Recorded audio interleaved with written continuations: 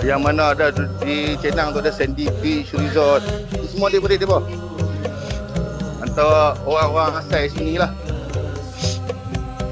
Saya ambil bilik ni pasal besok saya nak pergi Penang. Jadi anak akan tidur di sini lah. Tak tidur di rumah. Kedai besok anak yang... Besok pergi Penang naik flight ke apa? Anak Oh, tak clear. Dia punya dia, apa ni? Putus yuk ni. Dia wifi dah sampai kot, Mas. Betul jadi.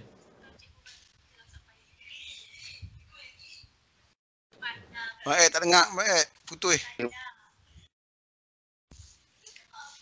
Gambar apa keras Gambar keras Walaupun 6 bulan tu kita boleh ditahan negeri. Boleh main dah sebenarnya. Tadi saya pergi beli tiket dekat JT. Yang kita tengok masa kita beli tiket dekat JT tadi, banyak bas ambil orang. Semua bas tu penuh. Maksudnya pelancong dah masuk bukan naik kereta sendiri, depa naik bas. Lalu sebelum ni dalam 2-3 hari sebelum ni, kemarin dulu pun kan tak ada, kosong JT tu. Tapi mula hari ni saya tengok dah masa beli tiket ni orang dah mula masuk. Sebab macam saya cerita tadi awal, saya kata saya ingat kan susah. Saya pergi balai, saya nak pergi Penang dia kata. Jadi saya isi borang, dia cop-cop, ni je. Dia kata, ya ni je, tak payah peserta IC. Mau lagi bila dia kata roadblock, tunjuk surat ni. Dia tengok balai juga, Mat. Adik saya hari tu masa mak saya nak balik Pahang tu, di balai Sepang Sorak Tinggi tu cukup senang. Saya balai saya Kajang, Kelang Kabut sikit. Oh, ramai. Yalah. Bukan tu lah macam apa ni Tuan Kamal pun cakap tadi. Dia kata dia kata depa minta IC apa, dia nak pergi ambil anak di Pahang kot kan. Dia ada masalah situ. Tapi macam kita tadi pergi ke balai polis daerah Langkawi, bukan pergi balai kampung pun, kita pergi balai besar. Memang tengok tak susah mana pun. Sebab saya pergi Penang besok, saya nak uruskan tenaga pengajak untuk lakonan dalam bengkel kita, untuk bengkel lakon JK tu. Kita ada tenaga pengajak lah, nak jumpa di Pulau Pinang. Sekali ingat tanya harga, sekali nak jumpa dengan Atan kalau dapat. Tu kita harap Atan masuk malam ni kan. Saya nak ambil baju apa, memang menekam kan dia. Kita tak tahulah, kalau kita rekod ni mungkin bila kita post Atan tengok nanti Atan faham lah saya nak. Tapi kita boleh call lah, saya call sampai kita, saya akan telefon dia besok lah. Jadi maknanya besok saya pergi berdua dengan saya punya bendahari. Urusan di bank lah sebenarnya. Kalau orang nak bagi dana kan, kita uruskan bank siap-siap. Lepas tu saya mula sebab saya cakap dengan Tuan Kamal tadi, tajuk hari ni saya akan cerita sinopsis. Apa cerita JK saya tu macam mana. Sebab dalam yang sebelum ni kita tak rakam. Jadi kali ni dia lebih pasal dah rakam, saya lebih yakin. So dia jadi tempat saya nak ingat balik apa yang saya cakap dalam sinopsis saya tu. Okey. Saya boleh mula dulu kot Pak Lang. Boleh. Sila. Okey. Bismillahirrahmanirrahim. Assalamualaikum warahmatullahi wabarakatuh. Wassalatu wassalamu ala asyrafil anbiya'i wal mursalin wa ala alihi wa sahbihi ajmain. Allahumma salli ala Muhammad wa ala ali sayyidina Muhammad. Jadi moga apa yang kita kongsikan pada malam ini diberkati dan dirahmati Allah Subhanahu Wa Taala. Semoga usaha kita ini akan merapatkan di antara orang-orang Islam seluruh Nusantara amnya dan seluruh kaum keluarga para syahidin, para syuhada dalam perang musuh bisik dan mengangkat martabat bangsa kita di negeri Kedah khususnya. Jadi sinopsis perang musuh bisik kali ini yang kita buat selepas persembahan tu akan berlaku selepas bengkel JK 2.0. Kita dah buat bengkel JK 1.0 macam tengok dalam YouTube saya tu, tajuk JK si susah. Tapi dalam JK 2.0 ni kita nak angkat cerita perang musuh bisik. So cerita tu pasal kita mungkin masa tu pendek. Saya tak boleh banyak dialog dan sebenarnya JK ni kita main tak pakai skrip. Dia tak ada orang bagi skrip, lepas tu hafal, lepas tu dialogkan. Tak ada. Kita lebih improvisasi, maknanya kita bagi sinopsis. Dalam bahasa lakonan kita bagi treatment, kita bagi line treatment kat dia, dia isi tempat kosong, dia buat dialog sendiri. Tapi dia kena tahu apa situasi dia. Macam tu. Dan benda tu akan berlaku dalam tempoh 10 hari So, pada hari yang ke-11 tu baru persembahan. So sinopsis cerita dia bermula dengan zikir terbahagi kepada dua bahagian. Di bahagian pertama tu lebih orang kata keling mai meniaga di Kedah. Kalau cerita ni kita buat Langkawi, dia meniaga di Langkawi, kahwin dengan orang tempatan, dapat duit, nak balik. Bila habis dia balik, baru masuk cerita. So cerita Perang Musuh Bisik tu berlaku pada bahagian yang kedua. So bila bahagian kedua ni bermula, dia mula dengan kata-kata dari Mas Suri. Saya mula dengan voice over. Kalau ada pelakon, saya pakai pelakon lah. Tapi kalau tak ada pelakon, saya pakai voice over. So ayat dia lebih kurang, bukan saya nak jelaskan kat ayat tu, dia bukan sumpahan. Dia sebenarnya, dia cakap, jika benar aku tidak salah, semoga Allah tunjukkan. Macam tu lah lebih kurang. Tapi kita bagi sedap lah ayat tu nanti kan. Kita cari yang mana kuat lah. Tapi kita tak nak jelaskan yang kata Mas Suri tu menyumpah. Biasanya orang-orang yang alim ni, dia tak menyumpah lah. Tambah orang yang berilmu kan. Jadi bagi saya, ayat Mas Suri itu menggambarkan bermulanya zaman fitnah di belah-belah kita ni.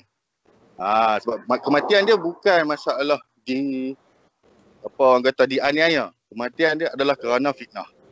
Kita nak jelaskan kat situ. Lepas tu bila habis VO dia tu pendek lah kot kan. Masuknya pelakon-pelakon sambil berzikir. Tapi pelakon-pelakon ni semua kita make up dia macam mati lah, mayat apa semua macam zombie tak zombie. Ambil tempat masing-masing rebah mati. Dan ayat yang terakhir Muhammad ya Rasulullah. Maksudnya dia pun masuk dengan zikir. La ilaha illallah. La ilaha. Kita nak ambil saat-saat setiap orang itu dengan dua kalimah syahadat. Dan yang terakhir kata Muhammad ya Rasulullah, seorang pelakon. Saya kalau boleh saya nak ambil yang perempuan lah. Yang perempuan ni akan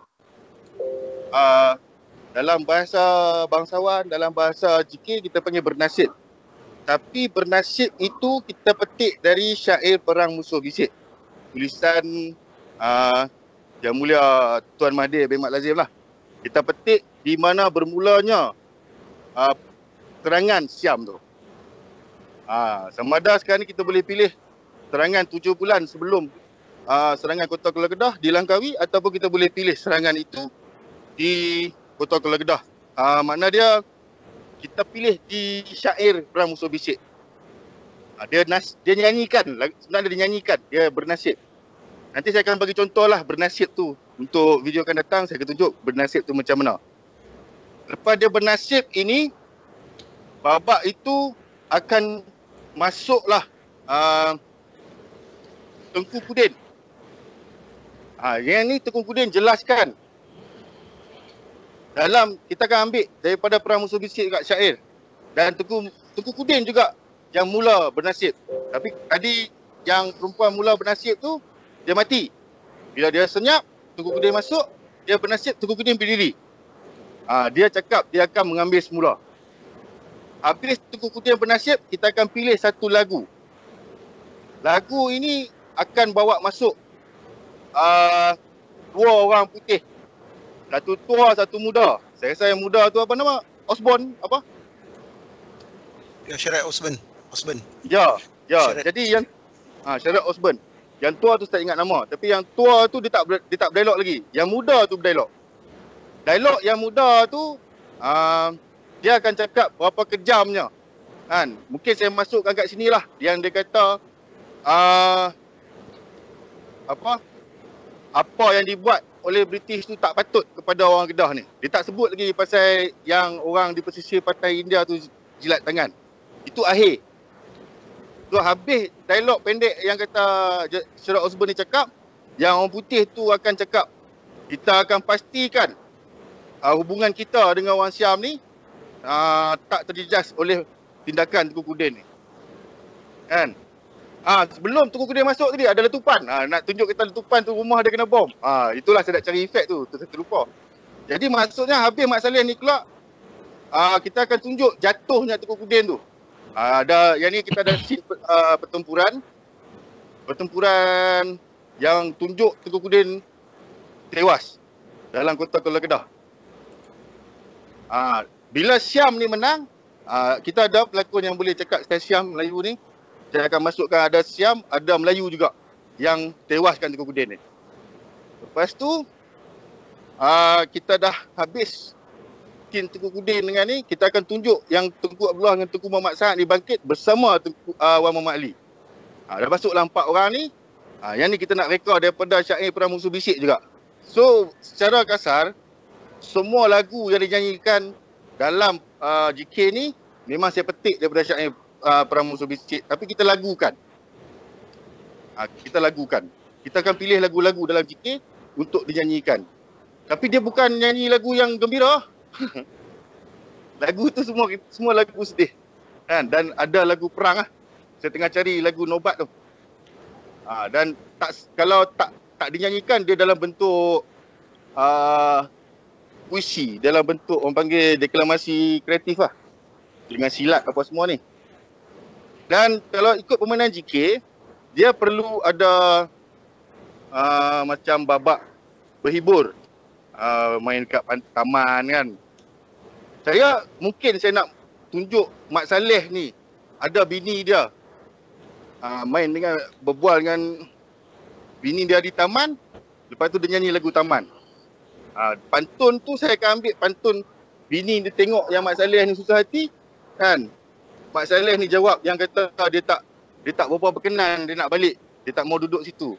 Saya nak cari adakah Sherlock Osborn ni dihantar ke Australia. Sebab dulu semua pengkhianat bagi orang British ni dihantar ke Australia. Saya nak tengok di mana akhirnya Sherlock Osborn. Nanti mungkin Pak Lang boleh jelaskan kalau ada maklumat tu. Lepas tu, kita akan tunjuk serangan Tengku Muhammad Sa'ad dan mungkin saya ambil scene peperangan antara Tengku Muhammad Sa'ad dengan Panglima Yu. Lepas tu baru saya ambil dia serang sampai ke Anyai bersama dengan Syekh Selamat Al-Palimbangi.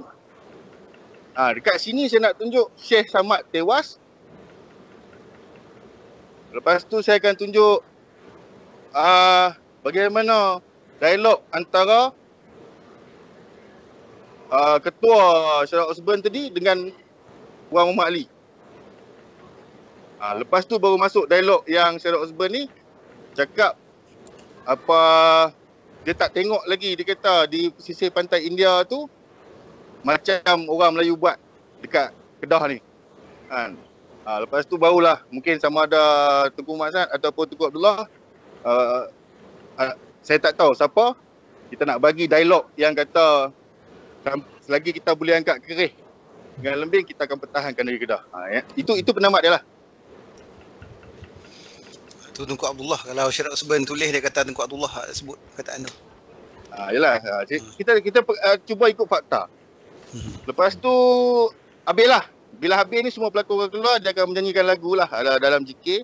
Boleh tengok dalam video tu penamat dia macam mana. Itu sebab kita tak boleh buat panjang. Persembahan kalau nak panjang, dia kena bayar lebih lah. Saya buat pendek sebab saya bagi nampak macam teaser satu. Dan memang nak bagi orang tak puas hati, takkan cerita tu pendek macam tu je. Biar dia tanya macam tu. Kalau nak lebih, kita bagi dana lah. Macam tu lah kan kita cakap kan. Sebab taktik tu berjaya lah untuk GK si susah. Sebab sebelum ni saya dapat 8,000, lah ni GKKM bagi saya 12. Sebab dia kata pendek sangat 46 minit. Dia kata nak tambah lagi 20-30 minit, kena tambah lagi sikit duit tu je lah. Memang dia tambah suruh lah. Kan? Jadi kali ni dia bagi 12, kita tambah juga. Tapi beza dengan yang 1.0 ialah kita kali ni main lagi ramai persatuan yang terlibat dengan saya. Ni saya nak terangkan selepas ini mengenai siapa yang terlibat dan apa gerak kerja dia, macam mana saya nak berjumpa, macam mana nak bermesyuarat, bajet macam mana, orang kata agihan dia apa semua. Saya akan jelaskan. Tapi sebelum tu saya nak Pak Lang ke Tuan Kamal bagi pendapat mengikut apa sinopsis saya ceritakan tu, supaya pendapat-pendapat itu saya akan masukkan, saya akan gunakan untuk menguatkan cerita secara kasar tadi. Susah nak main improvisasi ni, tapi kita ada tenaga pengajar yang baik. Contoh vokal sendiri pun saya bawa orang yang berpengalaman dalam bidang ni, kawan kelas dulu. Dia pun setuju nak main. Walau harga dia saya tahu tinggi lah, 1 jam 300. Satu kelas dia 3 jam. Jadi makna dia Kalau dari segi, kalau dia ambil 3 hari tu, situ saja ada 900 dah. Lebih bang. Kali 3, 2,700. Tak masuk makan minum, tak masuk dia punya penginapan lagi. Kurang-kurang mau 3-4 ribu jugalah seorang. Kalau dia tu yang sama bayar saya ni, bukan saya sama bayar lah, dia tu kira orang kata junior lah. Orang muda dah bayar 3-4 ribu, takkan orang ada masters dari universiti USM tu kita nak bayar murah daripada dia kan. So dekat tengah pengajak tu sudah habis kat 10k dah lebih kurang. Tak silap, lebih lagi. Habis 12 kan. Tapi tak apa, pasal kita nak satu membezakan yang apa orang kata 1.0 nak membezakan yang kita buat 1.0 dengan 2.0 tu okey. Saya jelaskan selepas ni. Saya minta pendapat Pak Lang dulu lah dengan sinopsis yang saya cerita tadi. Mohon maaf, 1.0 dengan 2.0 tu apa beza dia? Okey, 1.0 kami tak melibatkan orang luar langsung dalam kita punya bengkel.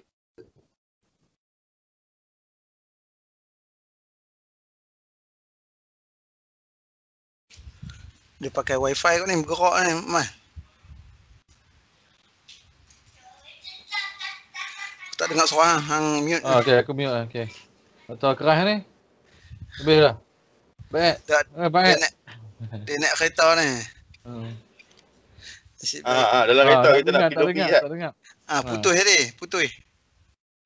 Okey, 1.0 sebelum ni kita tak libatkan orang luar, orang-orang dari persatuan lain terlibat dalam persembahan. Kita semata-mata saya seorang dengan seorang guru dari Langkawi ni yang mengajar GK.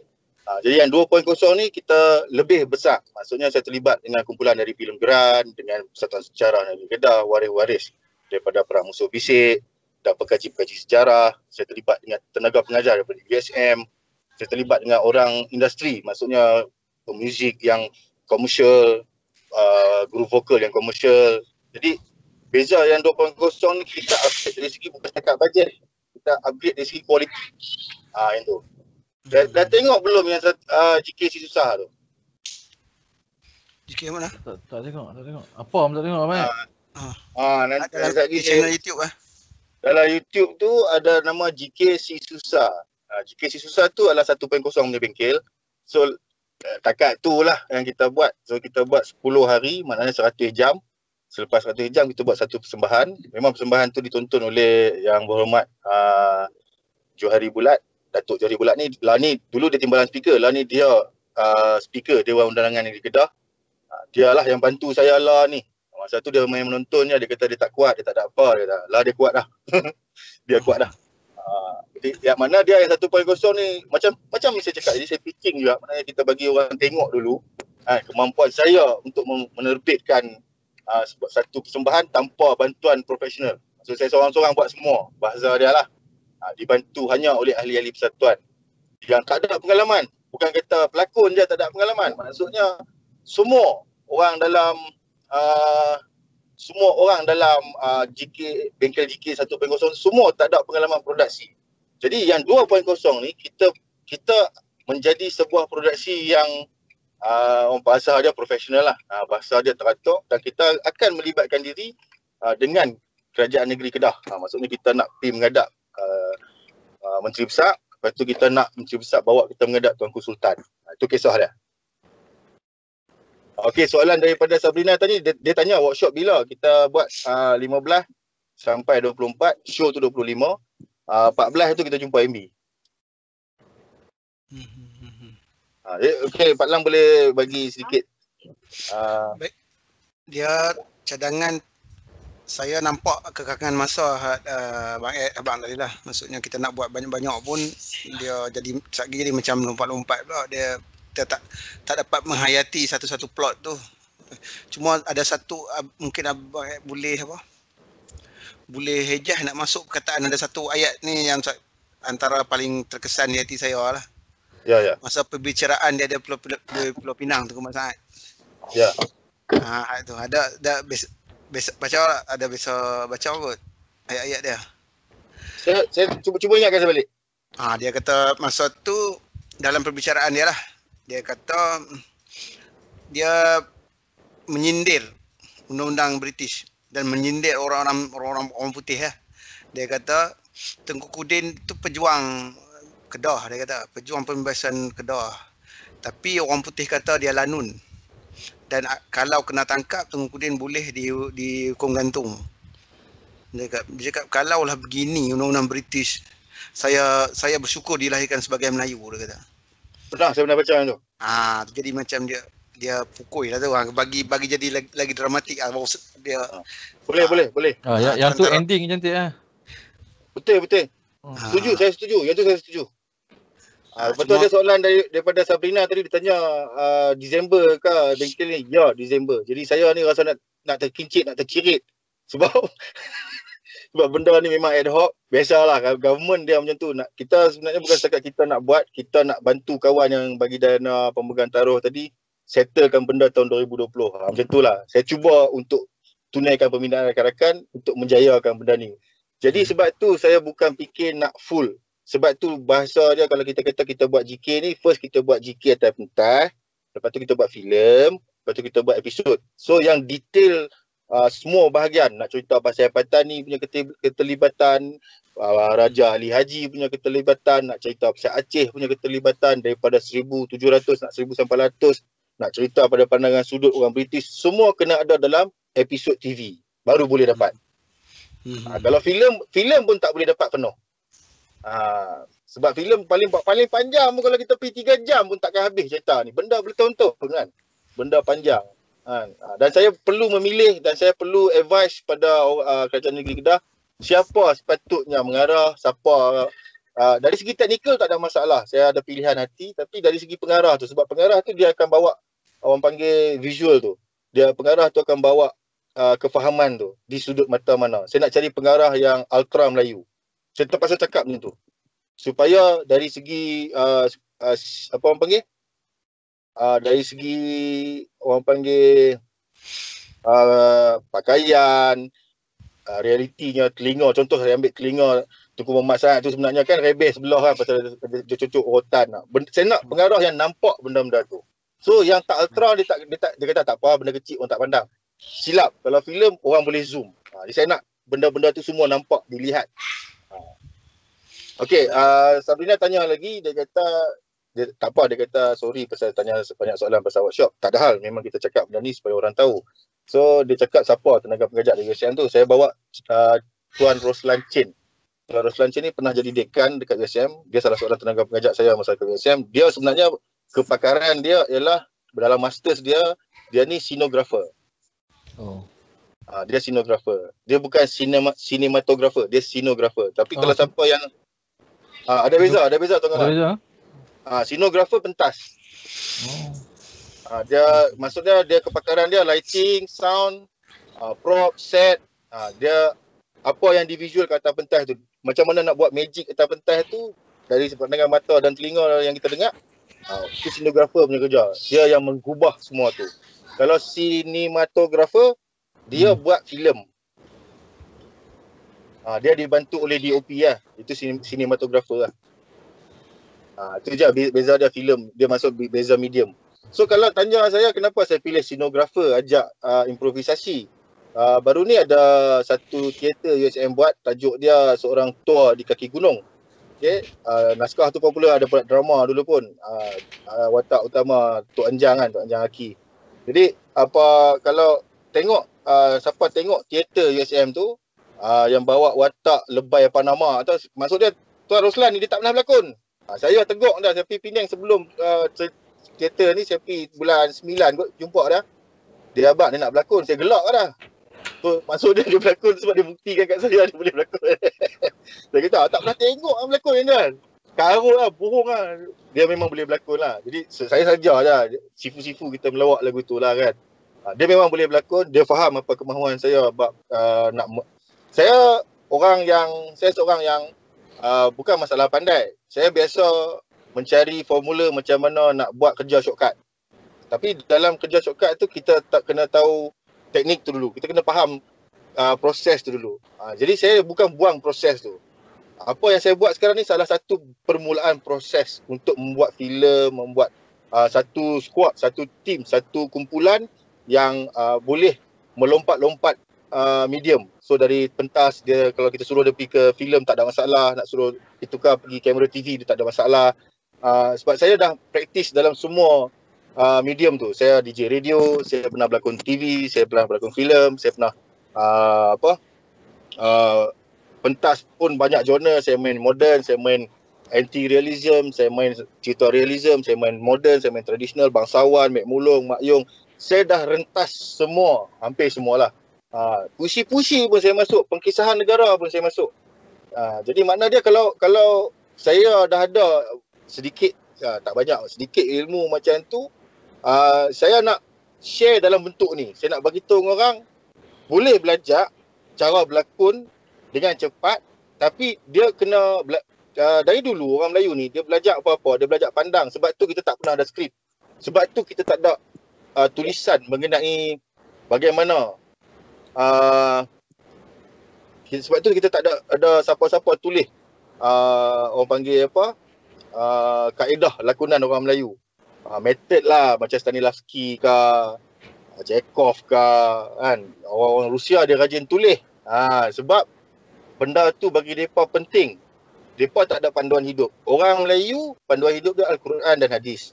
Jadi orang Melayu orang yang paling kuat memerhati, paling kuat menghafal, paling kuat berfikir. Sebab dengan Al-Quran dengan hadis tadi membuatkan orang Melayu jadi macam orang Melayu. Sebab tu orang Rusia dia tulis apa dia buat, metod lakonan tu apa, macam mana kaedah, sampai berjalan pun dia ajak macam mana nak berjalan. Saya perhati, saya belajar, saya baca semua metod-metod ni. Bukan saya sangkal, saya jumpa kenapa mereka tulis, saya nak buat tu je. Walaupun saya bukan doktor kan, saya bukan orang pandai, saya bukan academician, tapi saya nak abang kenapa orang-orang bahasa kasar dia kapiak ni kan rekod metod dia. Sebab dia tak yakin atas kematian, dan dia tahu pasal kehidupan. Sampai pengetahuan pasal kehidupan tu dia punya tak cukup, dia kaji kehidupan tu. Kita orang Melayu kaji hidup tu jarang siapa pergi belajar. Satu ilmu yang baru, sebab kita bukan pentingkan kehidupan. Kita orang Melayu dididik dalam Al-Quran dan hadis mementingkan akhirat. Itu je kalau nak bezakan kita dengan bangsa lain. Maksudnya bukan kata Melayu saja, semua orang Islam dia mementingkan kehidupan akhirat. Tadi soalan Sabrina lagi, dia tanya apa modul. Dalam kita punya bengkel 10 hari itu, yang sebelum ini, saya punya metod, pakai metod pula kan. Saya punya kaedah, tata cara kita melakukan sepanjang 10 hari, 1 hari 10 jam, saya nak mengejar 100 jam latihan. Memang semata-mata ikut cara orang tua-tua dulu. Memang saya repeat hari-hari benda yang sama sampai budak-budak ni hafal dan tahu. Okay. So dari mula tu memang merangkak, tapi pada hari ke-4, ke-5 tu dah jadi. Nyanyian tu dah berlaku. Maksudnya hari ke-6, ke-7 tu dia orang dah bangkit menari, dah boleh melawak. Maksudnya dalam sebelum 100 jam tu pun mereka dah mula dapat chemistry tu. Kan?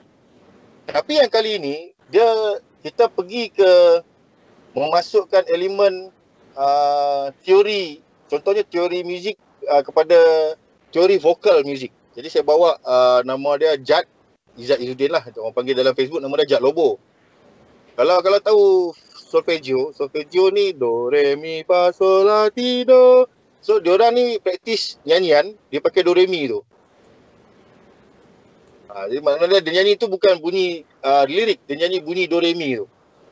So lagu JK kita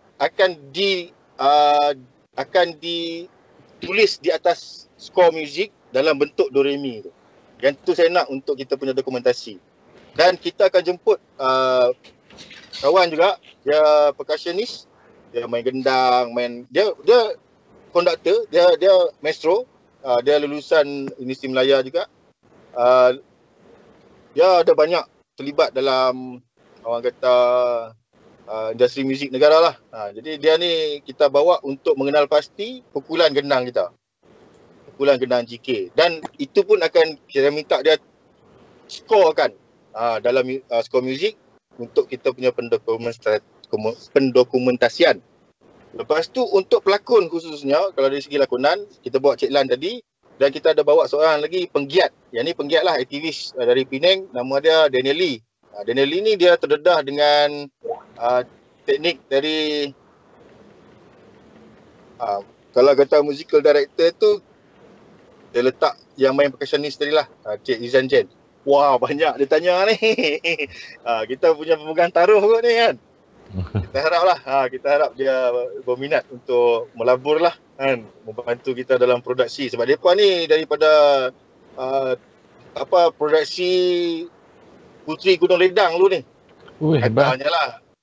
Katanya lah yang dia punya dia panggil head of department dia tu explain kat saya macam tu lah pengalaman dia. Dan kebanyakan orang-orang yang mereka biasa kerja saya kenal lah. Saya ni orang kecil-kecil lah, mereka ni orang atas lah. Senior saya lah dia tu pun. Jadi tapi dia orang KL, tapi saya harap tu lah kita mementingkan keterlibatan orang Langkawi dalam benda ni. Satu, untuk pendedahan kepada masyarakat Langkawi itu sendiri, peluang pekerjaan untuk orang Langkawi sendiri. Dan kemudian bila budak-budak Langkawi ni dah pakar, dah boleh mengajar kan, dah jadi trainer, baru kita buka pada orang luar lah. Untuk orang dari mana-mana negara, kita tak kisah. Kita nak benda ni wujud di Langkawi dulu. Bagi ada jadi bukan industri tapi jadi permainan orang kampung. Eja. Dia lah tu. Tapi dia pakai nama Sabrina. Ni head of department tu lah yang tanya Sasat ni. Okey, tak apa. Jadi saya dah dapat bagi jawapan insyaAllah. Ya, yang kali ni bengkel ni kita untuk orang Langkawi. Pertama alasan saya, justifikasi kenapa untuk orang Langkawi dialek. Pertama kerana dialek. Kalau mana-mana pelakon yang boleh membawa dialek Langkawi dalam masa dia sebenarnya bukan dialek Langkawi yang semua watak, semua pengikut Wan Muhammad Ali tu nanti yang berdialog dia kenal Langkawi. Tapi kalau dari Pulau Pinang, dia Sabrina lah, dia tanya on behalf Eja. Okay.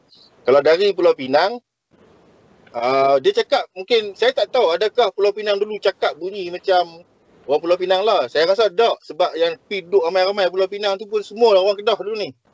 Jadi saya punya keputusan saya akan guna dialek Kedah. Kedah pun mungkin Kedah yang ambil bukan halus tak, saya akan ambil belah-belah macam dia bunyi macam orang Pendang sikit. Mumah sikit. Dia macam tu. Saya bukan nak Kedah yang moden tu. Aku saya tak mau. Hang tu boleh. Sebab kalau kata orang dulu mungkin saya pakai hamba, sebab ni kita buat tradisi. Dia nak bahasa diri dia saya tu saya ganti dengan hamba. Tapi bila nak kata kau tu saya kata hang. Okay, sebab ada dalam filem Masuri, saya rasa tahun 1960-an tu, dia tak pakai aku tu, dia pakai hamba. Itu rujukan saya lah kenapa saya pakai tu. Okay, apa lagi dia tanya saat ni? Kalau bab Langkawi itu je dia punya elaboration. Kalau boleh memutihkan diri jadi Mat Saleh, boleh lah nak cakap orang-orang luar masuk. Memang saya tengah cari Mat Saleh pun, yang muda seorang, yang tua seorang. Tujuan saya biak ke apa? Cakap banyak harus. Iklan. Okey, saya cari Mat Saleh tu. Dia kata kemarin lah jumpa pergi di kedai tu, tempat Mat Saleh lepak. Lepas tu dia kata dia kenal orang British, orang UK katanya. Saya harap dia mau lah. Saya tak tahu boleh dapat tak boleh dapat dalam masa singkat ni. Nak dapat kan yang betul-betul Mat Saleh berlakon bukan tak ada bayaran lah. Masalah dah. Yang kita kenal pelakon ni kan, bila pelakon dia first kali tanya bajet apa kan. Saya tak berani lagi nak pergi sembang-sembang bajet ni. Kita baru nak pergi mengadak apa semua kan, dengan bajet RM12,000 tu kita tak lepas. Saya kurang-kurang ni dalam tangan saya dah 60-70k tu pun kira teluk duk goyang ke kan. Sebab kita bukan nak bayar orang je yang berlakon. Kita nak kena buat prop set, busana, tempat persembahan tu pun semua tanya saya. Takkan nak buat dekat Pondok Murah Sele. Dia pun tanya macam, kalau tanya tu tanya sama Hulok nah lah, aku tahu tak cukup duit, tak apa. Dia pun tanya tu bagi beban kat saya kan. Jadi saya tak berani janji apa-apa. Sebab selagi tak ada duit dalam tangan, maknanya kita cakap dulu apa kita nak buat. Supaya benda-benda ni, ini yang saya akan present dekat Menteri Besar ni. Dan kalau 14 hari bulan tu, siapa-siapa lah, Pak Lang lah, Tuan Kamal ada, berani boleh main lah dekat Kedah ni kan. Kita sama-sama lah menghadap Menteri Besar, cantik. Kan?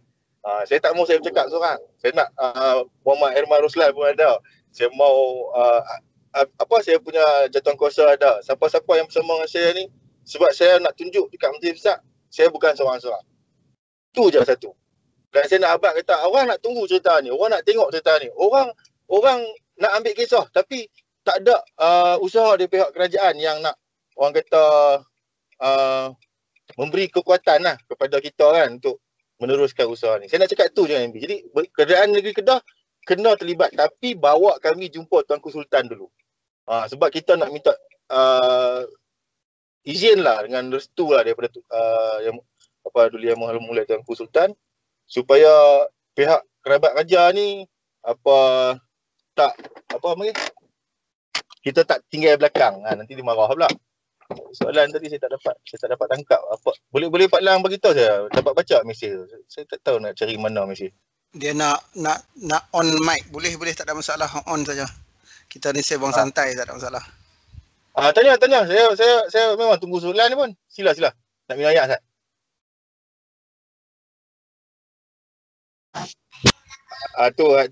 Tu bos depa kot. Saya perasan tu kata, tengok cara dia bercakap, dia kata Sabrina kena report kat dia ke apa. Dia bos dia lah kot. Bos camp isi rimba tu.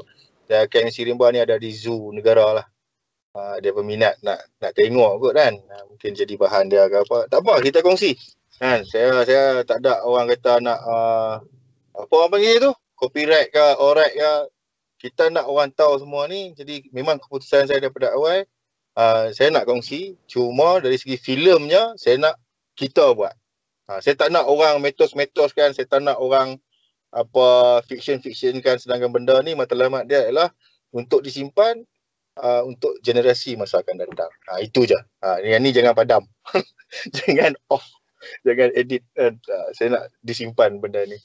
Itu je. Sebab bagi saya kehadiran kita, contohlah saya nak cari muka Tengku Umar Asad kan.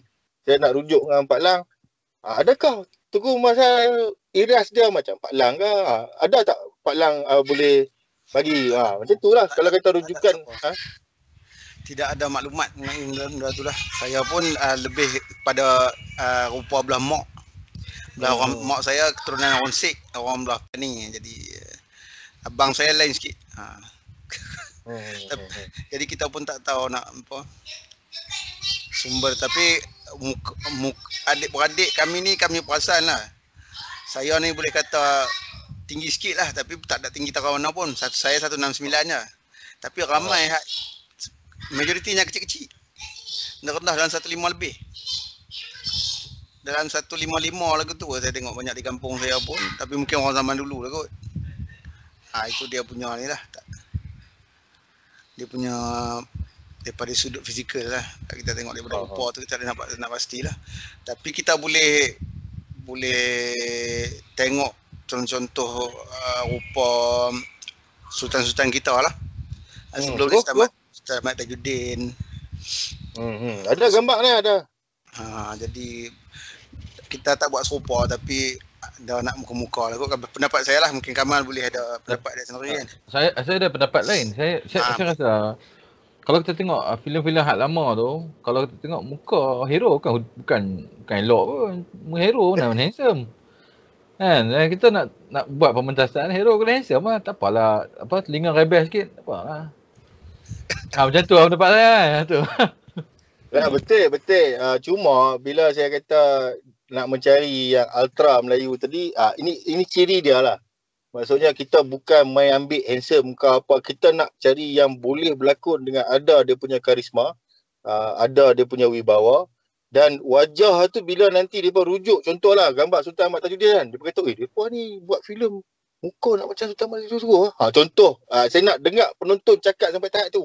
Maksud kita bukan buat kerja, handsome buat pilang. Macam tu. Saya tak mau. Kebanyakan pelakon Malaysia pula. Macam saya lah, saya duduk dalam industri kan, sampai bukan tak sakit hati bila orang kata pelakon Malaysia tak bagus. Saya berlakon kat Malaysia, saya dah duduk 20 tahun dalam industri. Saya dah dapat anugerah pelakon lelaki terbaik. Saya berlakon sampai orang keluar, habis saya berlakon, cerita saya berlakon pentas, habis saya berlakon, saya keluar, orang main peluk, tahniah apa, menangis tak habis lagi ni. Maknanya saya dah tahu saya punya bagus berlakon tu. Dan saya pula dijemput bila ada orang berlakon-berlakon jemput, tanya, bukan masalah komen je, bagi pendapat kan, macam mana nak menguatkan watak ke. Pandangan saya tu hampir hari ni, sampai hari ni pun orang terima. Sebab saya bukan passion saya dekat pengarahan tu. Passion saya pelakon. Tak sakit hati kalau kerja saya dalam surat beranak-anak pun tulis pelakon. Bila orang kata pelakon Malaysia tak bagus, saya sakit hati. Tapi sebenarnya jawapan tu bukan saya nak kata salah sangat ayat tu kata pelakon Malaysia tak bagus.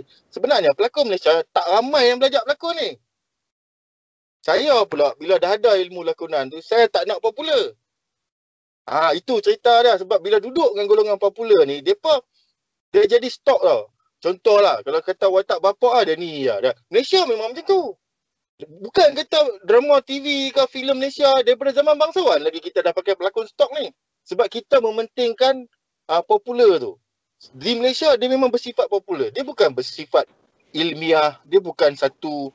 Sebab kita kena faham kita satu bangsa kesan selepas perang yang mana negara sendiri pun dibentuk oleh dasar penjajah. Macam tu. Kita ni dah memang diset jadi macam tu. Kita tak ramai lah yang macam contoh cerita Matrix tu kan. Dia duduk semua sebenarnya duduk lena kan.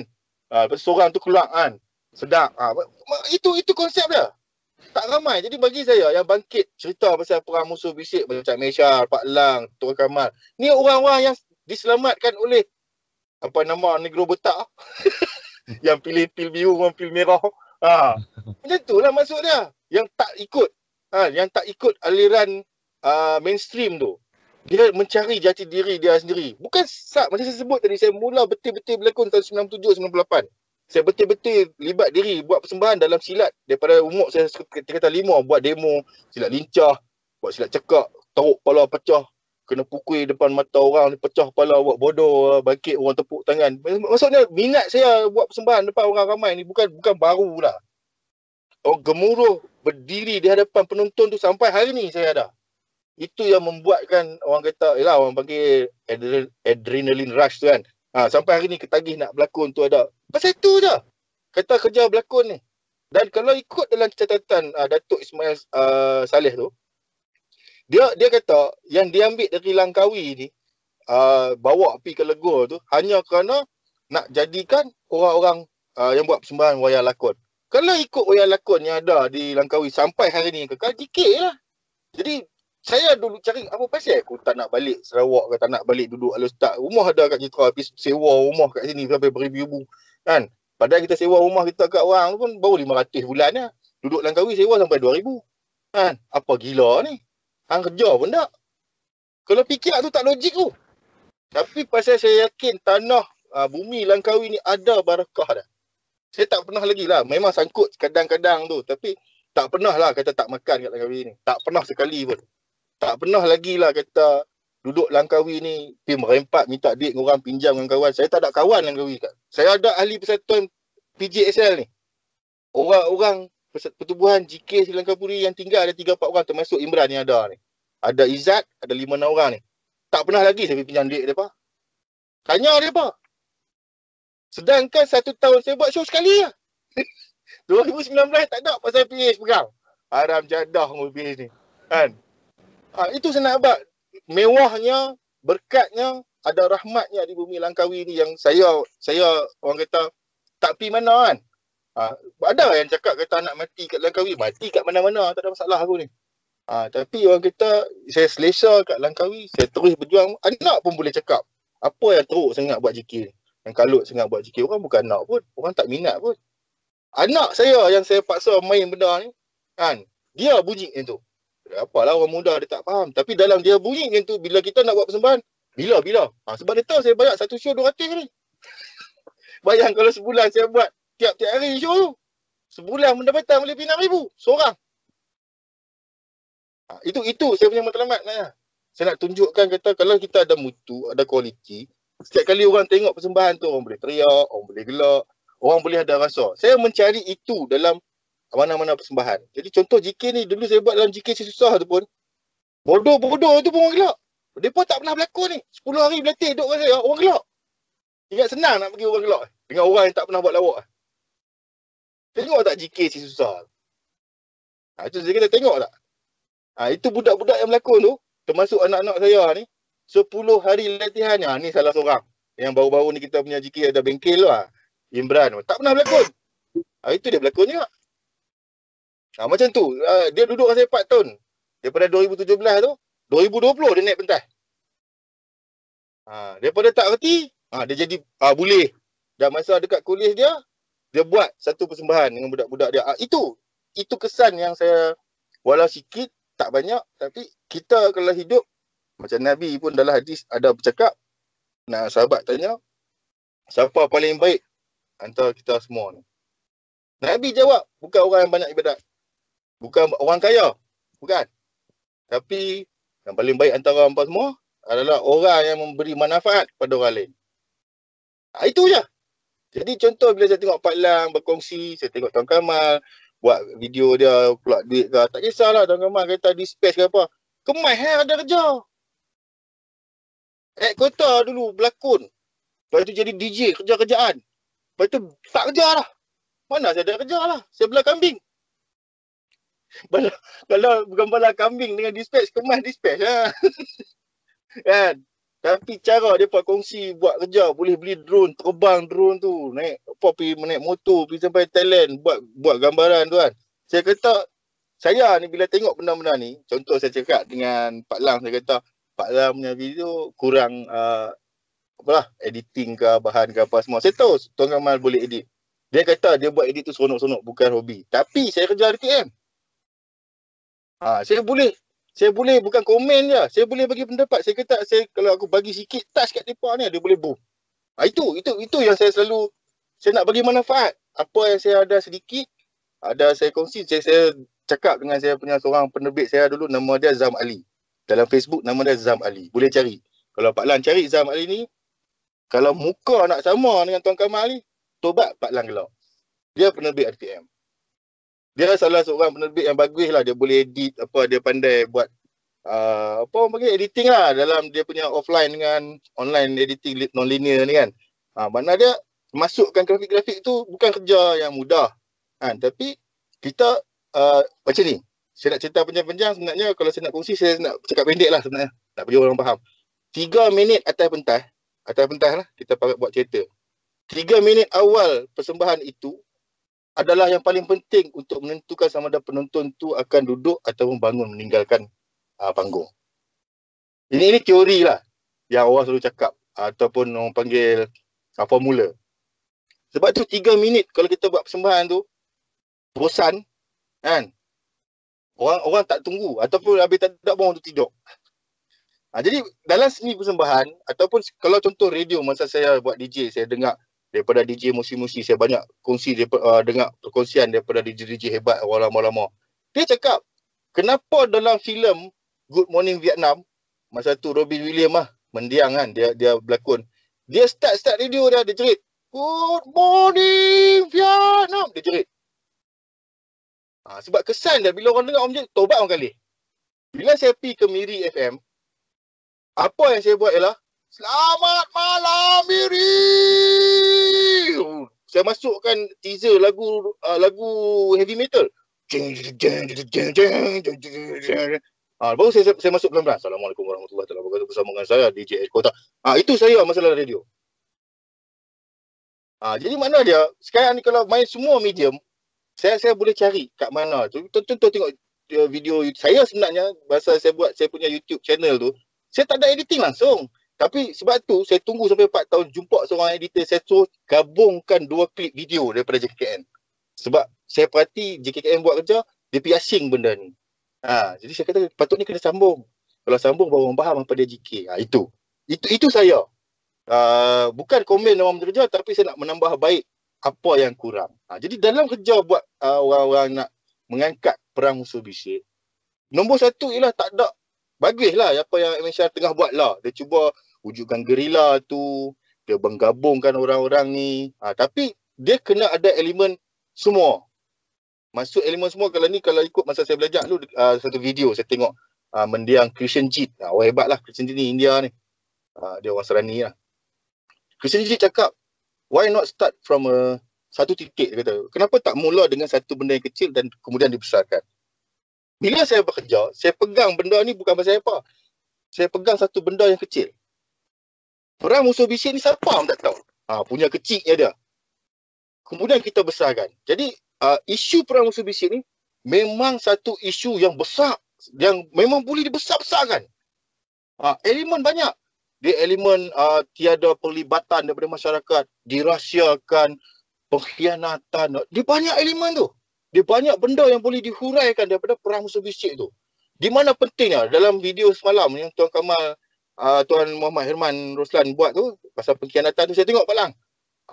Apa saya nak cakap ni berdasarkan video tu lah. Dia tengok pula cerita yang saya cakap pasal Warrior of the Rainbow tu. Memang saya tengok Warrior of the Rainbow tu memang menyentuh hati lah. Terasa kita perang musuh bisik tu sama Warrior of the Rainbow kan. Semua nak sana, nak sini kan. Tapi dia pun nak berjuang juga. Tapi ayat dah, apa jadi? Kena dengan bom gas. Orang Jepun hantar bom gas. Baru saya tahu zaman tu Jepun buat dah bom gas. Dia bom habis orang-orang asli tu. Memang kalah dengan senjata. Tapi sebenarnya kalah tu bukan, hakikat dia bukan dengan senjata bom gas tu. Kerana mereka sama-sama mereka tak boleh nak berjuang sekali. Mereka guna tradisi, bunuh diri. Buang anak tu, baling anak tu. Nampak bila kita tak ikut Al-Quran dengan hadis. Apa pergi buat macam tu? Macam tu dah juga pada perang musuh bisik ni. Kita tahu pada perang musuh bisik tu sebelum diserang tu kan. Memang betul Kedah tu kaya. Tapi dengan judinya, enjoynya, kerabat raja mungkin, enjoynya tanpa... Contoh Cina tu buat hutang lebih pula daripada raja. Dia bagi persen dekat raja 25%. Patut raja ambil 75%, Cina tu ambil 25%. Terbalik. Pasal perang musuh bisik ni, dia punya kalut dia tu bukan dalam perang tu. Kalut perang musuh bisik ni sebelum perang tu. Dalam politiknya, dalam masyarakatnya, dalam struktur sosial dia, masuk dari raja sampai ke rakyat. Ini yang saya kata, kalau perang musuh bisik ni diangkat, sama macam zaman lah. Cuma kita belum perang. Jadi perang musuh bisik tu sebenarnya adalah panduan kepada bangsa Melayu ke hadapan. Macam mana nak menghadapi benda-benda yang kita sebut tadi. Kalau kita pecah benda tu cara orang kata akademik, apa dia saya cakap tu, boleh nampak. Satu-satu benda kita nak huraikan, bukan setakat dalam persembahan, macam itulah juga dalam filem dan juga episod. Supaya jelas pendirian dan prinsip tu. Bukan masalah kita tak nak berpihak mana-mana. Kalau contohlah kita tak nak ambil side. Macam saya lah, DJ bola sepak, macam saya kata itu lah, kalau saya jadi komentator. Kita ni duduk dekat Stadium Kedah. Saya tengah jadi komentator belah Radio Kedah. Saya pergi sorak bila Perak sumbat gol dalam gawang Kedah. Saya pergi kata, gol Perak berjaya membuat, apa kata pendengar yang dengar radio tu, tobat dia maki saya pasal saya jerit Perak berjaya menyumbat gol. Maksud dia, kalau kita jadi komentator tu, kita perlu bias. Itu maksud saya. Jadi sebagai DJ selalu kami neutral. Kita tak boleh mempromosi mana-mana pihak.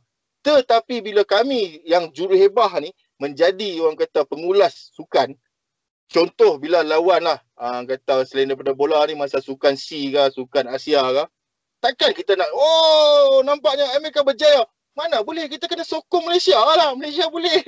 Mana saya boleh sokong negara lain sebagai pengulas sukan? Sebab saya mewakili Malaysia. Itu. Jadi kalau dalam perang musuh bisik, bukan kata kita tak nak side mana-mana pihak. Kita mesti side kepada agama, bangsa dan tanah air. Simple. Mana boleh kita sokong Siam? Yang sah-sah kafir. Macam tu. Kenapa kita nak mengangkat orang British? Yang sah-sah penjarah, bukan penjajah. Habis kita ni kena tipu. Itu. Simple. Mereka putar belik macam mana pun, sejarah tu kata kita ni mundur ke, mereka majukan kita ke, kita kena pegang. Kita tak mereka pun kita boleh maju. Mereka tu yang tegih-tegih main kat kita, nak kawal kita, nak ajak kita, nak atok kita, protector of tanah Melayu, protector of Kedah. Apa hal? Macam tu kan. Kena jelas. Itu pendirian lah. Dari segi pendirian. Cuma Tuan Kamal, saya belum dengar lagi komen Tuan Kamal lah mengenai sinopsis saya tadi. Kot Tuan Kamal boleh kongsi sikit. Lama lah saya cakap. Saya tak ada apa sebenarnya. Saya okey. Saya okey dah. Okey tadi? Okey dah. Okey tadi? Saya okey dah. Cuma bila kita tengok nanti baru kita dapat tahu hak mana nak kena touch up apa semua kan. Sikit tu kan. Itulah. Sebab tapi yang sinopsis perjalanan tu dah okey lah. Pada saya okey lah.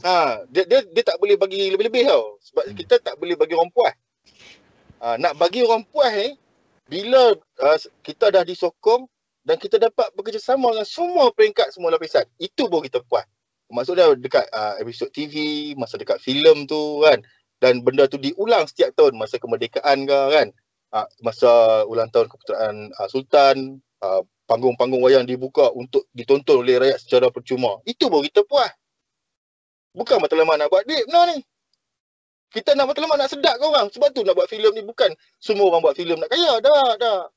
Saya dapat macam saya kata, kalau Sultan bagi saya duduk dengan Puak Nobat, tak bagi gaji duduk dengan dia belajar tengok Nobat tu pun saya dah syukur. Saya cakap ikhlas. Tak kaya aku tak apa. Tak, bukan boleh bawa masuk kubur. Aku nak tengok Nobat tu apa dia. Nanti aku nak bantu supaya rakyat kenal pula Nobat tu.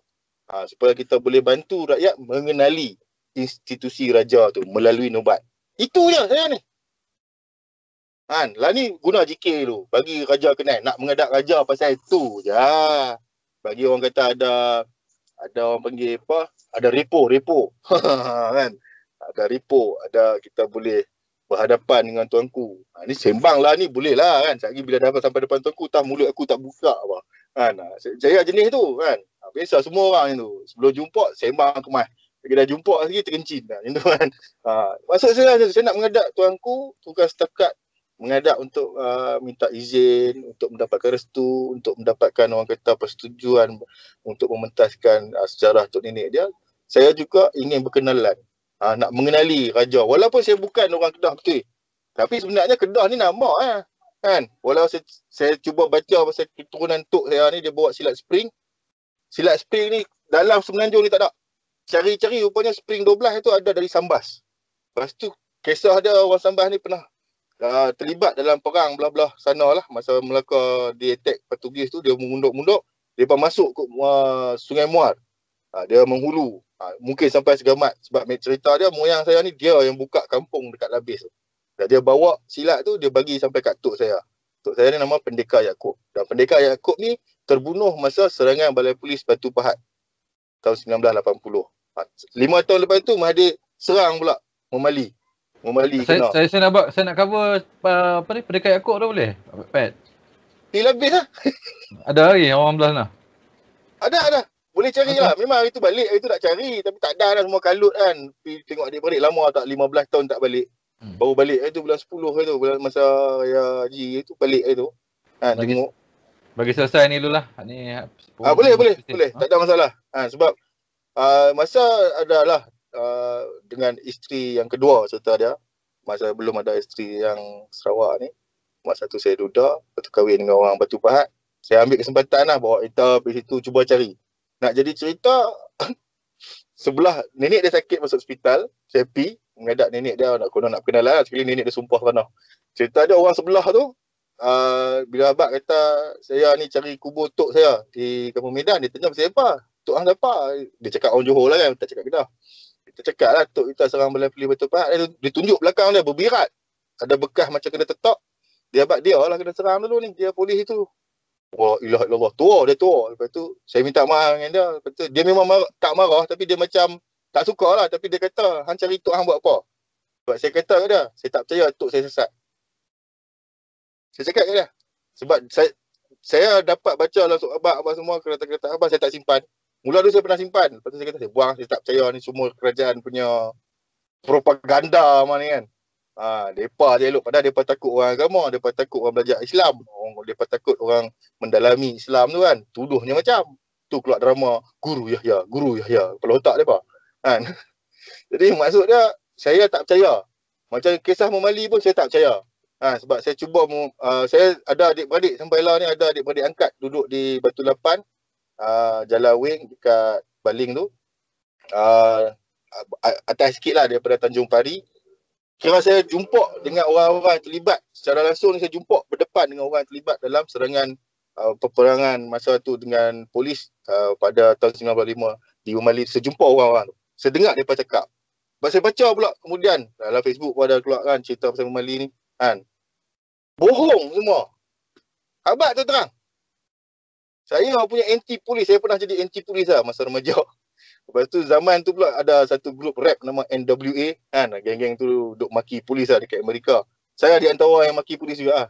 Kan? Sebab walaupun arwah bapak saya polis, dia marah saya nyanyi lagu tu. Hari-hari saya nyanyi, fuck the police, fuck the police.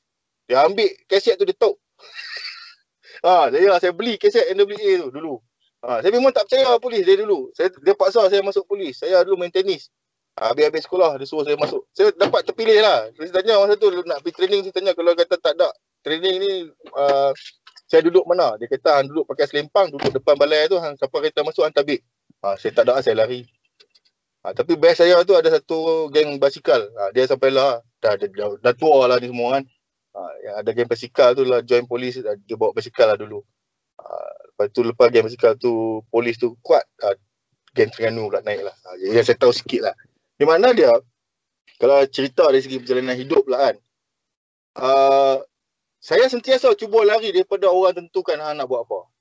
Contoh macam saya main teater ni, orang tentukan hang main ni act, hang main tu act. Saya tak suka. Suka hati aku nak main apa. Suka hati aku nak buat apa. Pasal apa aku nak ikut ni, kenapa aku kena ikut tu. Jadi saya tak suka orang suggest tu, oh yang ni baik ni act, hang kena ikut Stanislavski ni. Oh ini teknik lakonan dia hebat, bagus. Orang-orang ni saya kata, apa ni? Hang tu yang hebat patutnya, kenapa hang kata balik ni hebat kan? Macam tu. Saya tak percaya kata kehebatan tu datang daripada orang. Tak. Apa yang kita hebat ni Allah bagi. Sebab ada waktu saya buat kerja saya gagal. Saya mengaku. Ada waktu saya buat kerja sebab kita berlakon, kita cuba buat orang percaya apa kita buat tu betul. Bukan mudah. Bahasa kalau kasar kita berlakon ni menipu orang. Berpura-pura kan. Saya paling pandai kalau nak berpura-pura, nak buat-buat teruk. Orang berlakon lah. Tapi sebenarnya fahaman tentang teori kita pelakon tu penipu, bagi saya salah. Sebab ada di antara orang yang mengajak saya ni, cikgu-cikgu lakonan ni, dia kata berlakon ni kena jujur. Macam mana seorang penipu boleh jadi jujur? Itu jawapan kepada kenapa seorang pelakon tak boleh menipu. Cerita merepek dah ni kot. Cuma saya kongsi lah apa saya tahu sikit Balang kan, Tuan Kamal, supaya kita tak buat kerja tu jenis mengaku kita boleh. Tak. Kalau saya jenis mengaku kita boleh, saya tak nak terlibat dengan orang lain. Saya buat seorang macam saya buat 1.0. Macam tu. Saya buat 2.0 ni, diorang tanya apa beza. Apa pasal nak buat 2.0? Sebab nombor 1, menambah baik kaedah latihan GK tu. Kaedah latihan GK dia perlu masuk unsur-unsur macam saya tengah bawa dalam 2.0 ni. Nombor 1, unsur marketing, unsur menarik minat orang muda. So kalau nak menarik minat orang muda, dia mesti berunsur akademik. Maksudnya dia mesti ilmu, dia mesti berilmiah supaya ilmu itu boleh digunakan dalam kerjaya, dalam masa depan, dalam orang kata kehidupan. Sebab itu dalam Universiti Malaysia Sarawak, UNIMAS, dia punya teater tak sama macam pengajian teater di universiti lain. Di UNIMAS, dia panggil applied teater, teater gunaan. Macam orang belajar fizik gunaan, kimia gunaan. Teater tu dia jadikan teater gunaan. Dia bukan macam kami belajar dekat USM, lakonan dan pengarahan kan. Lakonan pengarahan tu dia fokus kat lakonan, major ke ataupun minor dia pengarahan. So dia tak ada gunaan tu. Maksudnya tak di-applykan dalam kehidupan. Tapi di UNIMAS, teater tu dia digunakan untuk kehidupan seharian. Ilmu dia tu. Pendekatan dia tu. Maksud saya, kalau kita sekarang ni, kalau nak buat GK, saya dipengaruhi oleh benda-benda macam ni. Saya mencari. Sebab orang nak cari, macam kata, kita kena masukkan di peringkat sekolah daripada awal. Bukan tu je. Sekarang kalau nak ubah, bukan di peringkat pendidikan. Kalau nak ubah di peringkat dasar kebudayaan. Bila masuk di peringkat dasar kebudayaan, nak ubah, kena ubah di peringkat perlembagaan. Kalau nak ubah di peringkat dasar, bila sebut nak ubah perlembagaan, nombor 1, tidak ada sekolah vernakular. Itu je. Buat satu aliran lah. Baru kita tak berpecah, baru kita boleh fokus. Semua orang belajar benda ni. Semua orang tahu benda ni. Itu kisah dia. Tak nak jaga hati. Oh tak, sebab kita ni yang kata kononnya bila kita cakap jadi sensitif, tapi bila depa cakap tak apa. Inilah yang saya nak cuba ubah supaya orang, anak-anak kita di masa hadapan, bila sekarang kita cakap, generasi akan datang akan memberatkan benda tu. Benda yang kita cakap lah ni, sebelum kita ni tak ada siapa pernah cakap. Yang mana perlembagaan tu perlu diubah. Perlembagaan tu salah, membenarkan wujudnya sekolah vernakular.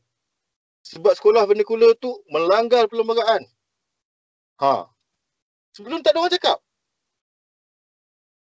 Kerana sistem pendidikan berbeza. Sebab tu orang Cina dia buka sekolah dia pakai sistem pelajaran Taiwan, sistem pelajaran Cina, tapi duduk belajar kat Malaysia. Apa hal? Minta pula peruntukan untuk sekolah dia berjuta-juta. Elah 6 juta orang lah. Minta banyak tu. Pahal. Macam tu kan. Tak boleh lah. Yang kita, tak apa, kita kena jaga sama rata. Sama rata apa? Mereka 6 juta, kita 25 juta, mana boleh sama rata? Kok mana yang boleh? Mereka sikit, bagi mereka lebih. Bodoh tu jawapan tu. Memang saya emosi bila saya cakap benda ni. Sebab ada pasal. Selesa, kita selesa. Dia main sekejap lagi, Cina tu mengamuk, Siam kan mengamuk, British ke Indonesia main serang, tengah-tengah, mati bergemaman. Lepas tu, generasi seterusnya nak bersedih, nak buat cerita perang Langkawi 2020. Nak ingat, sampai bila kita nak jadi bangsa yang sentiasa meratap dan merintih? Ayat tu. Itu mungkin kita punya kata-kata, tak tahulah, bukan kata keramat lah. Tapi mungkin dalam teaser kononnya dikatakan oleh Samad Saleh ya, Samad Said ya. Kan? Tak suruh orang tengok filem tu kan. Benda-benda tu lah yang kita kena ada. Yang kita kena fikirkan. Okey. Pak Lang pula, silakan. Terima kasih, baik. Nama kita mana? Dah. Okey. Saya ucap terima kasih lah bagi melibatkan saya dalam ni. Sekurangnya saya ada sedikit sumbangan sebelum kita pun tak tahu kita bila nak pergi. Kita buat sendiri pun ni bila ramai kolaborasi ni nampak banyak benda lah. Jadi terima kasih lah. Cuma yang tu memang kita tujuan nak buat sepanjang tu, saya setuju juga lah. Kita nak trigger benda ni, benda musuh bisik ni mungkin bagi kita kaji ni rasa macam hari-hari aku cakap benda yang sama, dah berapa tahun, dah setahun, 2 tahun, 3 tahun kan, tapi orang masih lagi ramai orang tak tahu. Contoh kes berlaku di seberang Perai Utara baru ni, kata khutbah mufti dah lulus tapi tak boleh nak di ni juga sebab orang bawah tak faham. Di kalangan pihak berkuasa agama di bahagian bawah ni, mereka tak faham, mereka meragui kewujudan musuh bisik lah apa semua. Jadi benda ni sangat menyedihkan lah. Jadi terima kasih lah. Semoga kita berjaya membawa benda ni ke antarabangsa lah kalau boleh, insyaAllah. Terima kasih. Dia kata Malaysia ni sekular, bergaduh dengan dia dekat depan dalam kedai restoran nasi lemak ultra tu. Kalau main Langkawi saya tunjuk, bergaduh dengan Cina ni. Dia cakap ni masa ni PH lah pegang, dia berani jerit lah. Dia kata Malaysia ni sekular, dia jerit. Saya kata mana dah sekular, siapa ajak you baca perlembagaan adat. Saya kata Malaysia ni Persekutuan Tanah Melayu, agama rasminya agama Islam. Dia tak berani cakap ni, duk jekah-jekah ni. Saya kata tak ada, Persekutuan Tanah Melayu. Saya duk ulang tu. Lepas tu saya kata, you duduk mana sekarang? Dia dah sebut Sabah, Sarawak apa, tak ikut apa. Tak ada. Saya kata, Persekutuan Tanah Melayu, perlembagaan kata agama rasminya agama Islam. You duduk mana sekarang? Dia kata. Baru dia jawab, saya duduk Langkawi lah. Langkawi kat mana? Kat Kedah. Dia kata. Kalau Langkawi kat Kedah, Langkawi dalam Persekutuan Tanah Melayu. You mana kata sekular? Mana you baca? So dia refer benda ni dekat amalan kita. Nampak? Kan tu saya diam. Betul dalam perlembagaan tu lah kita agama Islam, tapi amalan tu tak ikut Islam. Dah sampai dah kita akhir zaman ni, tahu dah tentang kebangkitan khilafah. Dah tahu dah Islam akan bangkit akhir zaman. Inilah dia. Masa saya bergaduh dengan Cina tu, saya nampak dah Malaysia ni perlu berlaku khilafah.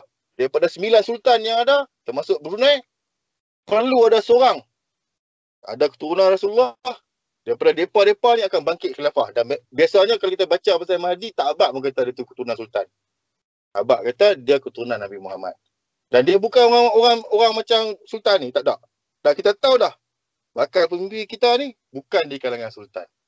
Jadi apa perlu kita pertahankan sultan ini? Itu akan jadi dilema bila kita bincang bab ni pula. Kenapa kita pertahankan dia sedangkan kita menantikan Mahdi? Buat apa tunggu sultan? Ada puak ni, Pak Lang, saya jumpa. Puak ni, saya jumpa. Kenapa perlu dipertahankan sultan ni? Sedangkan kita tunggu Mahdi, Mahdi bukan sultan. Dia hanya keturunan Nabi Muhammad. Dan dia ditarbiah. Allah bagi dia ilmu segala pasal agama, dunia dalam masa satu malam. Kita cerita, kita dengar pasal Mahdi ni. Baca pasal Mahdi ni. Minat sangat nak tahu pasal dia. Siapa dia pemimpin akhir zaman ni. Puak-puak ni hujah yang tu. Dia kata kenapa kita perlukan raja-raja ni sekarang ni. Dan kita tahu kata khalifah yang bangkit adalah Mahdi. Kenapa? Bagi Pak Lang, kalau nak kita sembang lah ni, apa pendapat Pak Lang? Ni dah sikit lagi masa nak bagi habis. Bagi jawab pendek. Saya pertama saya bagi disclaimer dulu lah.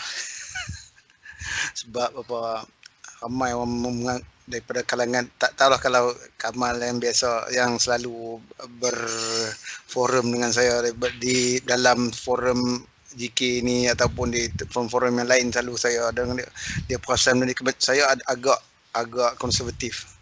Saya agak dan sujah saya selalu bila orang cerita mengenai keburukan berlaku di kalangan sultan sana sultan sini, bagi saya itu individu. Saya sayang institusi sebab saya dah nampak sepanjang kajian saya mengkaji tak ada lama mana, dalam lebih kurang 11 tahun lah mengkaji mengenai permulaan silsilah, kemudian melarat kepada semua kerajaan Melayu Islam apa semua lah, terutama di semenanjung tanah Melayu kita. Saya nampak kekuatan di situ. Baru ni pun kita yang dalam kalut kita 2-3, saya sebenarnya tak berminat cerita hal politik, tapi kita kena sentuh sebab tu realiti yang berlaku dalam hidup kita lah ni. Jadi nampak kekalutan beberapa bulan sudah sebelum dalam 2 tahun di bawah pemerintahan seperti Bang Ed bunyi tadi lah, kita nampak institusi itu menjadi penyelamat dan penenang suasana. Sekurang-kurangnya rakyat masih ada rasa hormat kepada institusi tersebut. Dalam Majlis Raja, apabila Majlis Raja menasihatkan dan naik agung baru dan berlaku keputusan yang bagi saya nampak agak bijak, keputusan yang dibuat oleh agung. Dan ada bila rakyat biasalah, bila dia tak menyelebihi belah yang dia sokong, dia kata agung ni. Tapi baru ni saya nampak ketika nak diisytiharkan darurat pun agung tak ada memihak membabi buta. Jadi kita nampak apa, ini bukan keputusan dia seorang, ini adalah keputusan Majlis Raja, dan takkan tak ada dalam Majlis Raja kita dalam 9 orang tu tak ada yang berwibawa boleh bagi bawa suara yang dihormati selama ni dalam alam Melayu ni untuk kita sekurang-kurangnya menyelamatkan agama kita, kerana kita faham bawah perlembagaan kita agama di bawah raja. Tidak kita katakan raja di atas undang-undang agama, tapi sebagai orang tolong jaga. Jadi itulah penilaian saya selama ni lah. Jadi kalau kita sebut berlaku masalah zaman dulu apa semua, itu perangai peribadi lah. Institusi itu bagi saya wajar dipertahankan. Sama dalam syair musuh bisik saya pun last sekali pesan saya, hak tu lah. Baik, itu setakat tu dulu. Terima kasih Abang Ed. Ya betul. Saya setuju. Sebab dalam perlembagaan memang menyatakan hal ehwal agama ni raja yang pertahankan dia. Raja yang bertanggungjawab. Jadi makna dia yang kita pertahankan tu bukan raja. Makna dia bila kita pertahankan raja tu, maknanya kita mempertahankan agama. Sebab tu raja-raja ni dia waris kepada Nabi juga. Walaupun kita kata ulama warisatul anbiya, tapi kita jangan lupa dalam ada satu hadis tersebut kata umarak yang alim, umarak yang adil, mereka juga waris Nabi. Sebab bila Nabi menjadi pemimpin Madinah dalam piagam Madinah tu sebagai raja Islam yang pertama, Nabi Muhammad. Tapi kita tak sebut dia raja, kita sebut dia Rasulullah. Sebab dia utusan Allah. Kita faham kot tu. Tapi dalam bentuk sebuah negara, dia raja. Raja yang paling simple, paling tak ada orang kata dunia. Ada mahkota pun tak ada kat dia. Tapi di mana kehebatan Nabi Muhammad kalau kita baca dia tu kan? Nombor 1 dia pernah sebut disiplin. Kan? Kita tahu. Nombor 2 kita sebut dia punya semua 4 sifat Nabi itulah orang kata. Dia punya zuhud dia tu, dia punya tunduk baik dia tu.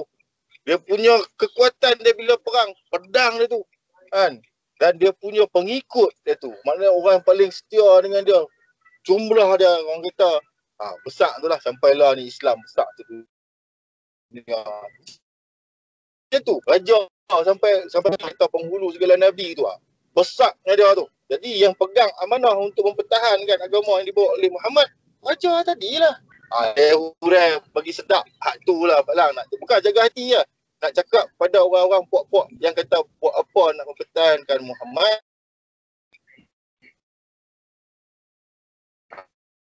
Saya jawab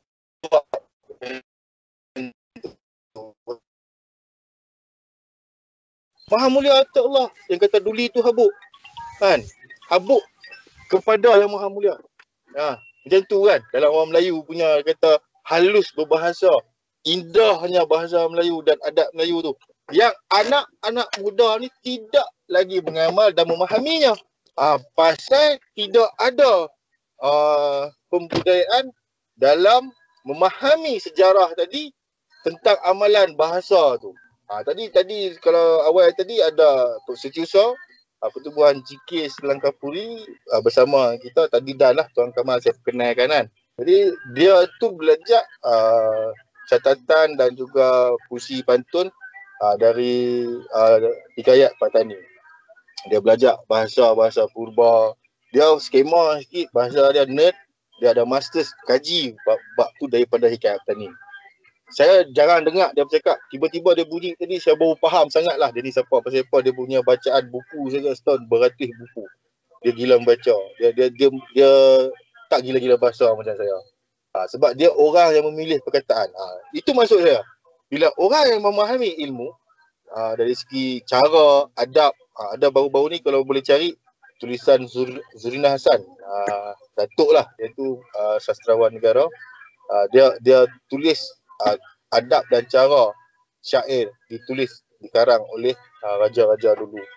Jadi kebanyakan benda-benda macam ni cara bahasa yang menyimpan khazanah adat budaya orang Melayu ada pada raja-raja. Selain daripada agama tadi pada pihak raja-raja ini kan bukan masalah kita nak berkata dia boleh lah dia santai-santai dia boleh lah buat karangan. Dah bukan masalah tu. Sebab depa ni dari kecil tu dalam kita punya Mak Yong ataupun Mak Mulung, dia ada awang pengasuh. Awang pengasuh ni lah yang akan mendidik. Inang pengasuh ni lah akan mendidik. Biasanya, inang pengasuh dan awang pengasuh ni adalah orang-orang yang mempunyai ilmu yang tinggi.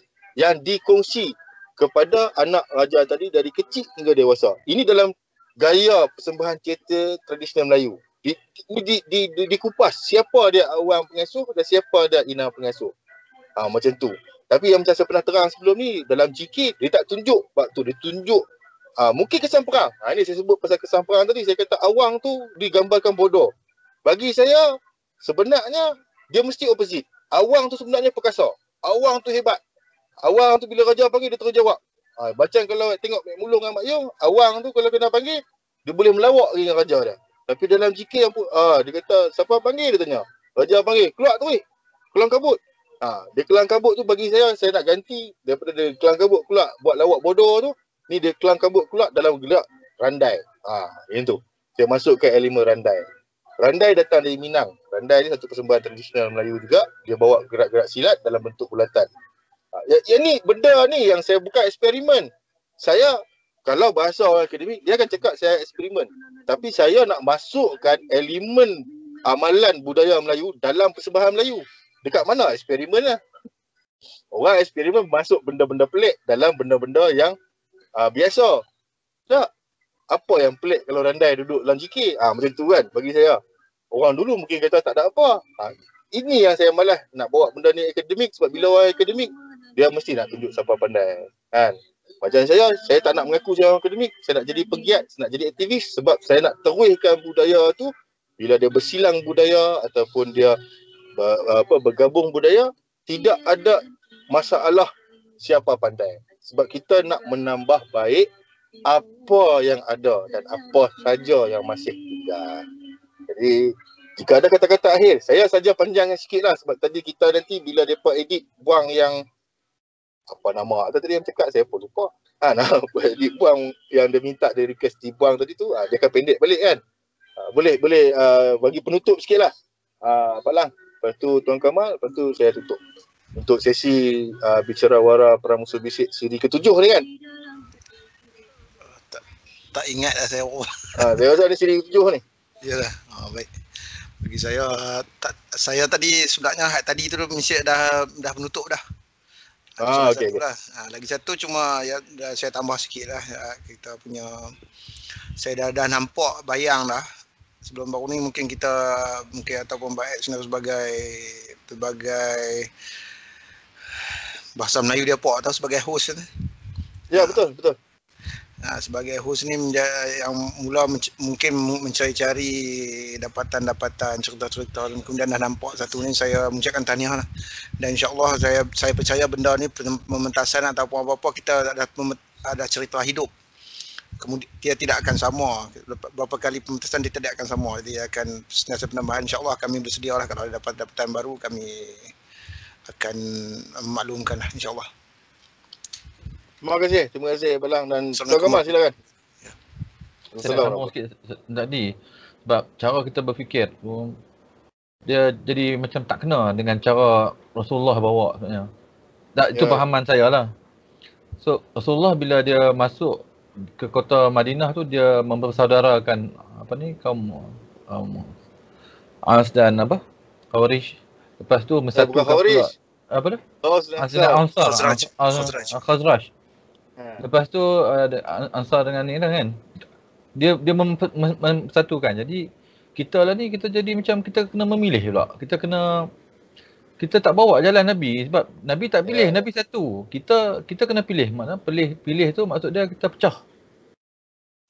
Pada pendapat saya, pilih tu pecah. Lah ni kita suruh pilih nak adakan sultan ataupun kita nak pilih parti politik kepartian.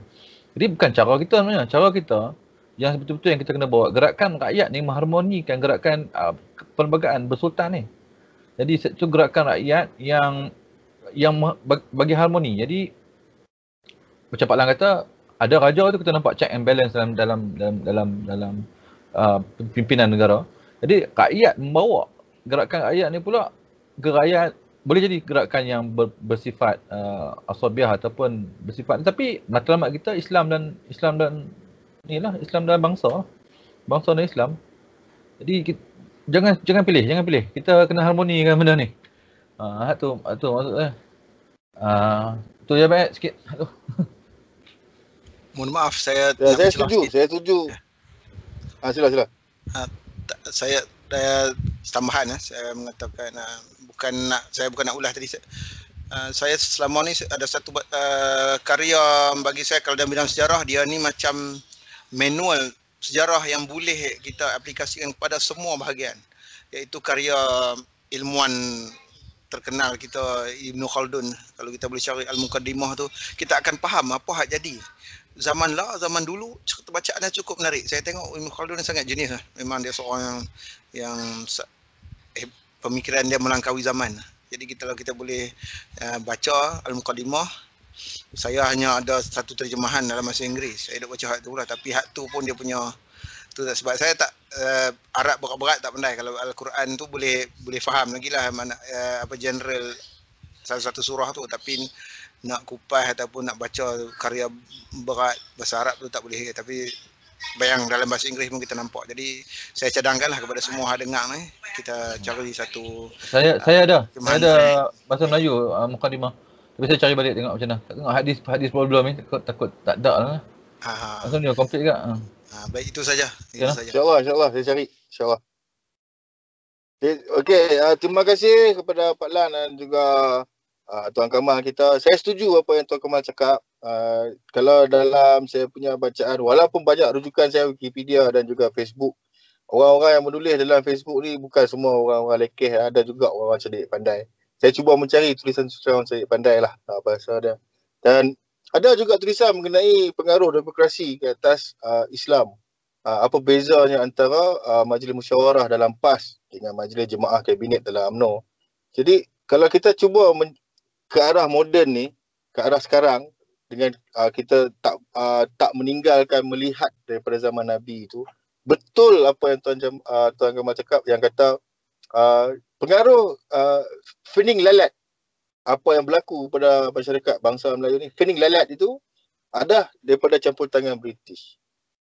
Ya, campur tangan British yang memperkenalkan demokrasi berparlimen dalam perlembagaan yang kononnya depa tu bawa benda yang baru sedangkan depa bawa benda Rom. Rom jatuh kerana parlimen dia. Jatuhnya Sparta tu kerana tak terlibat dalam politik di Rom. Maksudnya Sparta tu orang Rom juga. Itu yang British agung-agung kan? Macam tu kan. Mana yang kuat dan tahan lama? Fir'aun. Kan? Maknanya kerajaan mutlak, dia tahan lama. Jadi apa yang Nabi bawa? Dia bawa satu pemerintahan mutlak, khalifah yang diikuti oleh majlis musyawarah dia, berpandukan Al-Quran dan hadis, itu saja yang akan kekal hingga akhirat, hingga di kiamat. Dan kita takkanlah, kita doalah jangan kita nampaklah kiamat tu, kita tergolong dengan orang-orang yang dimatikan sebelum hari kiamat, insyaAllah.